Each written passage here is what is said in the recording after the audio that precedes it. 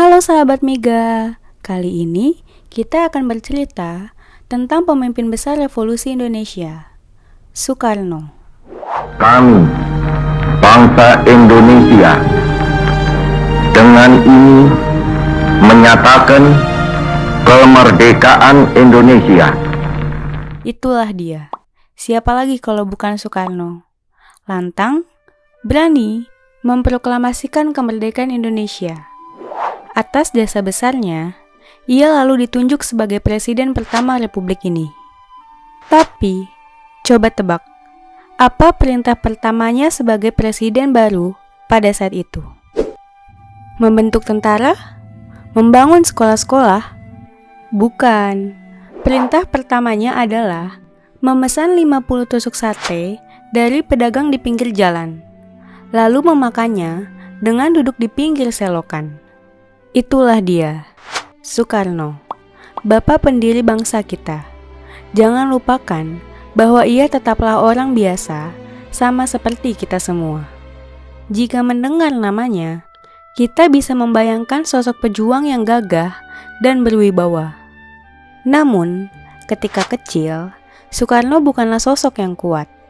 Hidupnya hampir tak terselamatkan, menderita karena sakit-sakitan. Sampai-sampai ayahnya mengganti namanya dari Kusno menjadi Karno. Entah kenapa, sejak saat itu pun, Soekarno menjadi seperti terlahir kembali. Ia tumbuh besar dengan sehat, menjadi anak cerdas yang berprestasi. Beranjak remaja, merantaulah anak cerdas itu ke Bandung untuk belajar di Sekolah Teknik Sipil. Ia lulus menjadi bumi putra ketiga yang menjadi insinyur kala itu. Tapi, sang insinyur justru lebih jatuh cinta kepada seni dan keindahan. Ia lebih suka merancang gambar menjadi bangunan. Kecintaannya pada keindahan juga ia temukan pada sosok perempuan yang menjadi ibu kosnya, Hinggit Garnasih namanya. Mereka menikah, lalu merintis perjalanan awal Soekarno sebagai pejuang revolusi. Tahun-tahun berikutnya diisi Soekarno dengan perjuangan. Sebagai murid Cokro Aminoto, Soekarno akrab dengan dunia aktivis dan dunia tulis-menulis di surat kabar. Kemahirannya dalam menguasai 11 bahasa membuatnya menjadi juru debat yang handal, yang tak canggung berbicara kepada dunia. Ia lalu mendirikan partai, menggalang kekuatan rakyat, hingga ditangkap karena dianggap memberontak dan dijebloskan ke penjara berkali-kali. Dibuang ke antah berantah sampai membuatnya frustasi. Pada satu titik, ia hampir merasa putus asa. Api itu perlahan meredup. Jika bukan tanpa Inggit, Soekarno mungkin sudah menyerah. Tapi tidak. Dengan dukungan sang istri yang rajin mengirimkan surat dari kerabat dan rekan perjuangannya, api itu kembali menyala. Dalam pengap kurungan penjara, ia menuliskan pemikirannya dalam pidato pembelaan. Indonesia Menggugat, judulnya.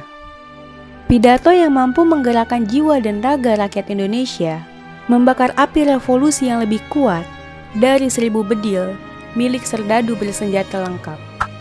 Maka, ketika orang-orang mencari sosok nomor 1 simbol perlawanan, sang putra Fajar hadir sebagai jawaban. Berbicara tentang Soekarno, tidak akan ada habisnya. Dialah proklamator yang dipuja, meski sosoknya juga tak jarang dihujat. Seiring dengan kekuasaan yang bertambah, ia memimpin dirinya sebagai pemimpin besar yang bercita-cita memerintah seumur hidupnya. Kemauan keras itu memaksa ia harus mengambil jalan yang berbeda, meninggalkan kawan, sahabat, bahkan kekasih yang ia cintai. Pada akhirnya, impian itu tidak pernah terjadi. Pemimpin besar itu justru pergi dalam sunyi. Ia meninggalkan jejak sebagai simbol perlawanan, pahlawan kemerdekaan. Ia sosok yang wajahnya selalu melekat pada dinding-dinding rumah dan tentu saja hati kita semua. Nah, itu dia sedikit cerita tentang pemimpin besar revolusi Indonesia, Soekarno. Terima kasih sahabat Miga.